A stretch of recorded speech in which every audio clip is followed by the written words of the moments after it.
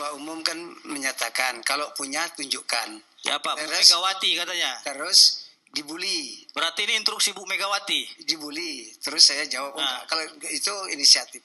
Jadi gini. Karena katanya kan Bu Ketua Umum menginstruksikan. Berarti belum ada instruksi. Lah kan tadi kata Bapak bahwasanya siapa yang bilang berdasarkan arahan gitu kan tadi. Ada. Yang barusan tadi. Ada. Saudara bilang apa tadi barusan? Lah kan saya bilang ini kan saya ikut kan setelah muncul pernyataan Ibu Mega. Apa pernyataannya? Ibu Mega kan terus diserang sama netizen. Ditanya PDI Perjuangan harus bertanggung jawab dong. Karena itu kan Jokowi adalah kader. Nah, karena dibully begitu baru saya muncul. Saya tanya kepada kawan-kawan, siapa yang paham tentang kasus ijazah palsu? Muncul. Berarti saudara bertanya siapa yang paham gitu, bukan kan, saudara pelaku sejarah kan begitu? Kan saya harus menanya orang yang paham kan? Iya, Anda bertanya kan begitu dari keterangan saudara tadi. Kalau nggak bertanya, dalam hukum itu saudara itu namanya testimoni di auditu, Pak. Kita ini saya berbicara dari segi hukum. Ya, bagus. Ya, testimoni di auditu artinya. Ya, bagus. Kesaksian orang yang ia dengarkan dari cerita-cerita orang lain. Ya. Bukan pelaku utama. Ya. Lain halnya kalau Bapak sendiri yang melihat menyaksikan itu dibuat. Ya. Baru saya acungi jempol sama Bapak. Ya kan, kalau Bapak sendiri yang melihat itu, saya nggak bisa Bapak bilang pembohong gitu. Tapi kalau memang Bapak nggak saksikan itu langsung, mohon maaf, saya menduga Bapak ini sedang berbohong malam ini. Oh, kan kita karena sudah dibakar sama Widodo. Dengar. Setelah saya melakukan pelacakan itu, maka kan kita dapat informasi itu 4. Anda melacak kemana? Dapat dari Solo bahwa Jokowi memang tidak. Anda melacaknya kemana? Ke Pak Eko Sulistyo. Ya kan, dia ketua KPUD.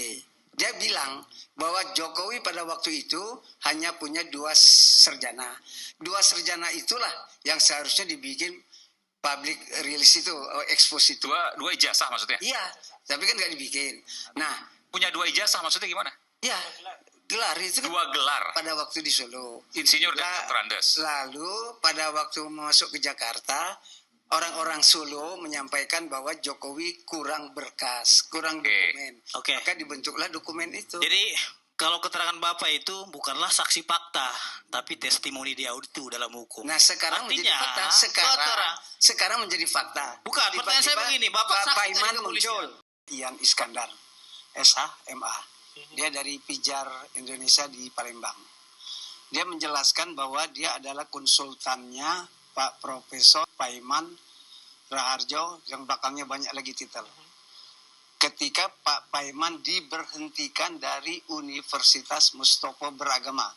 Dikarenakan profesornya dan segala macamnya itu diduga palsu.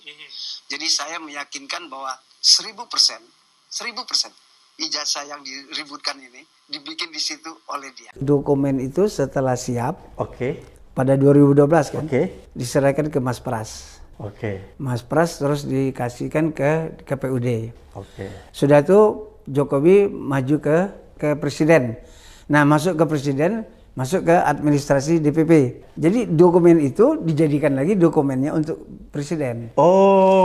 Jadi dokumen yang kita duga palsu, yang menurut Bang Beter dibuat di Pasar Pramuka, itu digunakan untuk mencalonkan Pak Jokowi di gubernur. Kemudian dokumen itu juga digunakan untuk mencalonkan Pak Jokowi di presiden. Jadi Betor ini memang dijadikan bemper oleh PDIP, diperintahkan untuk dia membuat karangan-karangan cerita yang meyakinkan publik bahwa Pak Jokowi ijazahnya dibuat di Pasar Pramuka. Seperti itu. Dan ini hanya main drama. Yang mengorder sebagai dalangnya tetap Partai Merah itu. Betul. Jadi begini, ketika muncul isu 16 miliar itu yang disampaikan oleh Pak Egy Sujana itu kan kita jadi bertanya-tanya apa benar apa enggak. Ternyata dibantah Deddy Sitorus. Tapi Ibu Mega sendiri enggak melakukan aksi apapun, enggak nyindir-nyindir di forum-forum atau apa, diam. Nah, kemudian muncul Betor. Ya kan? Ini Betor ini kan jadi kita jadi terkonek lagi. Betor 16 miliar. Jangan-jangan ini Betor emang bener ini utusan dari PDIP untuk menyelidiki ijazah Pak Jokowi. Jangan-jangan. Tiba-tiba pada saat sidang Hasto dimulai, muncul isu ini.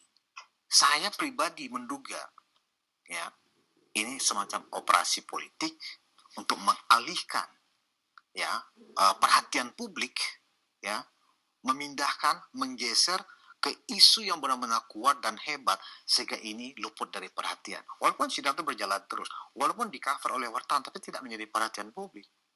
Jadi memang sengaja isu-isu bukan hanya ijazah aja kan banyak. Ada isu dari mantan-mantan jenderal ke Mas Gibran, kan nggak cuma ijazah. Nah ini isu ini sepertinya digoreng sedemikian rupa sehingga hanya itu aja yang muncul ke permukaan. Sementara Pak Hasto ini ceritanya dia seperti apa kita nggak tahu, dan kita nggak berusaha mencari tahu untuk itu karena nggak menarik. Menurut kita jadi tidak menarik. Padahal kasusnya Pak Hasto ini kalau itu benar-benar kita ikut campur dalam hal itu bisa semuanya kena itu. Tidak hanya Pak Hasto, mungkin sampai Bu Megawati kena itu.